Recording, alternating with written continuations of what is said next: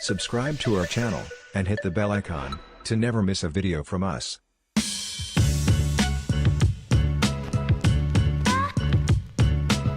Hello everyone.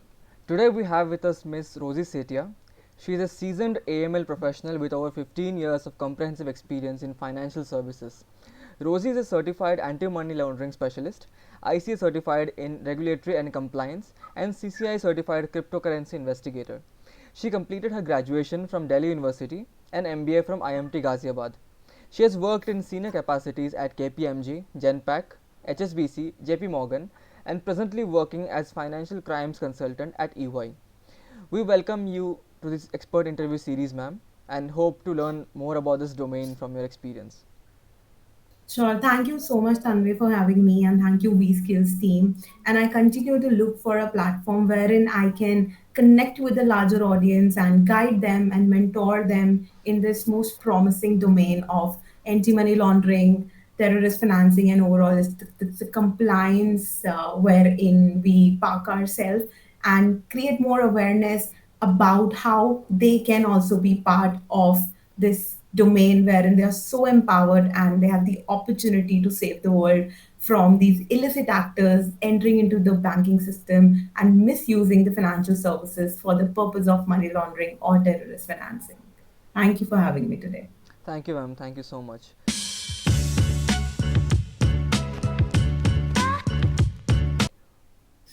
So, Tanmay, that's a very interesting question. And it started from childhood, actually, if you look at it. So, since my childhood, I've always been fascinated with superhero possessing superpowers and always dreamt about possessing some powers and save the world. So, as I grew up, I realized that even knowledge is a kind of superpower and it can save the mankind from the disaster and devastation. Hmm. In last 2 decades, terrorism has emerged as a huge disaster and it has impacted the entire world. And in several ways, it's apart from the natural calamity, I think that's a big disaster we can imagine, with an effect on the entire world. And while even the nation and their own body to fight against the money anti-money laundering and terrorist financing is one of the common area which are being monitored and reported timely can prevent these disasters. So that's where this compliance rules comes into the picture. Actually, this leads to the aspiration of becoming a superhero and gain the knowledge in this domain to prevent the terrorism and all the crimes associated with this. So I strongly believe knowledge is a superpower, and this domain makes you feel so empowered that you can actually save the world. And imagine, you are working on account analysis and you're performing some transaction analysis, and you realize that this transaction is suspicious in nature, and you flag it at the right time and you highlighted it to there's a protocols to follow, and eventually your organization, if they feel like that's actually a threat, and they raise it, a suspicious activity report to the financial intelligence unit, and Interpol gets that clue and manage to catch hold, or imagine able to stop that event to happen, a disaster event to happen. So that's the power this domain hold, and I think that's my motivation. And someday, if I'm able to get that clue, get that transaction caught, and get that event caught before it happened and help in disruption, that would be that's a future aspiration. Though it's difficult, it's like finding a needle in the haystack.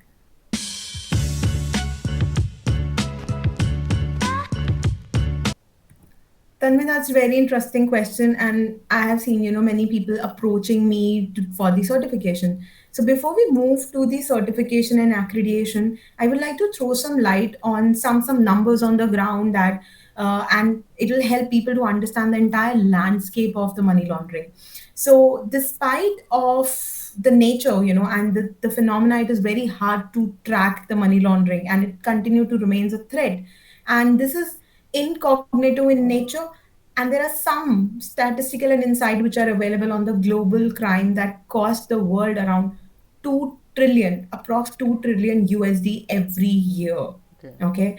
And over and above, this is related to human trafficking, smuggling, drug trafficking. And if I throw some light on human trafficking itself, 40.3 million is a number of estimated people went into the modern slavery in 2016 as per the modern slavery number, the data which is available, and approx 150 billion annual earning from the slavery, human trafficking, which was sparked into the banking and non-banking financial system by these illegal activities.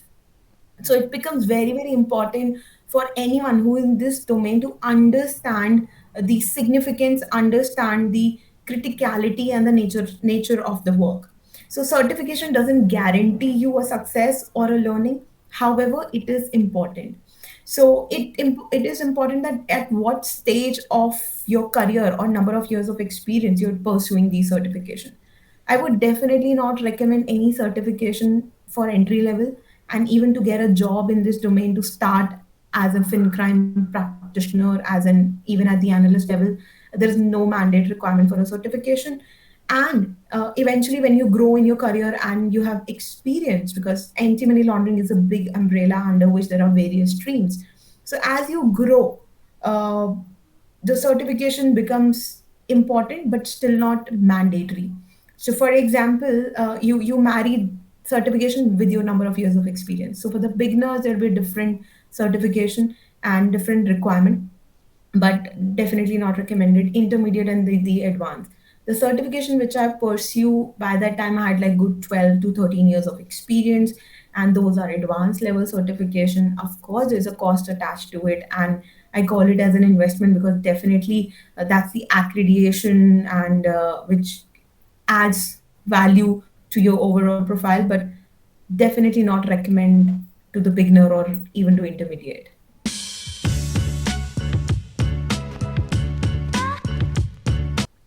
So there is no specific skills which is required. However, if you ask me, five most important skills, that would I would suggest that someone who has research competencies, because this requires loads of patience and you have to do a lot of search on public domain, lot of search on certain sites. So you need to have that expertise which you develop over a period of time, that you have patience and you are great in researching and looking for those clues. Decision making ability, that's very important, using your judgment. That we have artificial intelligence, machine learning. So what they do, they narrow down your search. So in spite of thousand of the alerts or thousands of the cases, you have to just look for only maybe in 100, and then you have out of 100 only 10 wherein you would require to make a judgment. So decision making ability would be very important. Your analytical skills, to do those transaction analysis, sometimes you have to look into the details, that would be important. And most important, your good communication skills, written as well as verbal, because written skills are equally important. Because sometimes, at the advanced level, as you grow into your career, you have to file certain reports to the authorities. So a good writing skills would really come into picture at that time, and followed by being a compliant person, integrity. So Wow. that's at most required.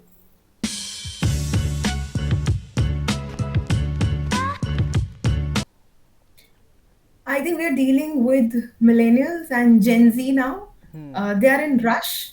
They don't have patience to read. Uh, they are always in.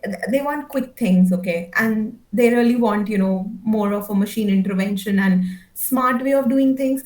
So that's where I think sometimes they go wrong. And in this domain, you have to be very, very patient in terms of learning, in terms of there is a continuous requirement of upskilling yourself. It's not that you have learned one domain. For example, you are started with career with your KYC onboarding. So in KYC itself, there are various streams who get open: retail banking, commercial banking, investment banking, and every time KYC requirements are very different. Policy, the regulators, the guidelines are very different. Then you have, you go on to the detection, which is your sanction screening, your transaction analysis, transaction monitoring. So you need to have that patience, and need to have that uh, patience to research a case and make a decision based on it. And don't rush it. It takes time, but My key advice would be compliance would never go out of fashion. So the moment you are the year of number of years of experience you keep adding, your value will start going up.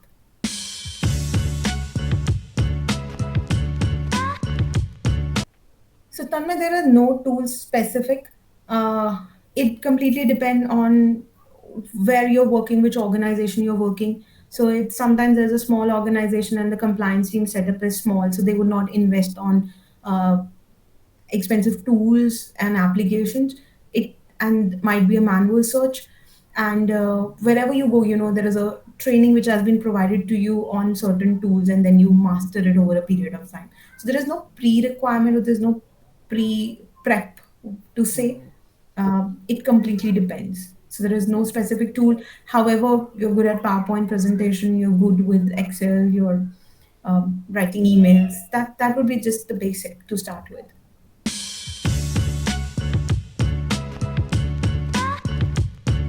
So my advice, my simple piece of advice would be just be patient and start your career in a planned way, that once you decide that okay, this is where you want to excel, and you have to start from the entry level. So just be prepared that there'll be a lot of work your way, a lot of documents reading you have to go through, and then you have to be up to date in terms of reading the current affairs, what is going in the global economy, what is happening around the world, your what are the recent crimes which has happened in this fin crime world.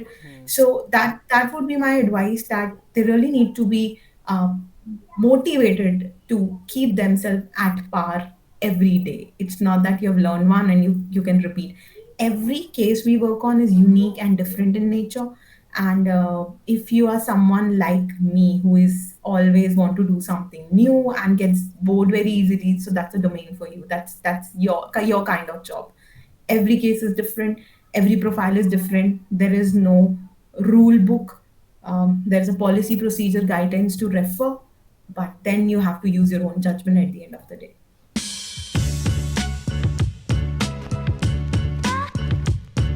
Sure. I was very, very young, and this quote came my way, and I say that it's you believe in two magical words: believe in your dreams, and when you believe in your dreams, you go extra miles to complete it. Don't give up, no matter what. You have dreams, you are passionate about something, go pursue it and be ready. It will not happen overnight.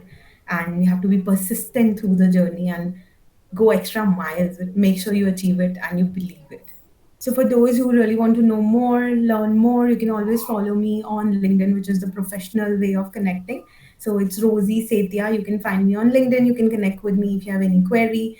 I think they're going to post this interview on YouTube. You can, post your comments there, and definitely team will try and get you connect with it. And I hope you find it informative, and I wish you all the best. And it's a great, great domain to start your career with. And if you are in this domain, there is definitely just a beginning and way to go.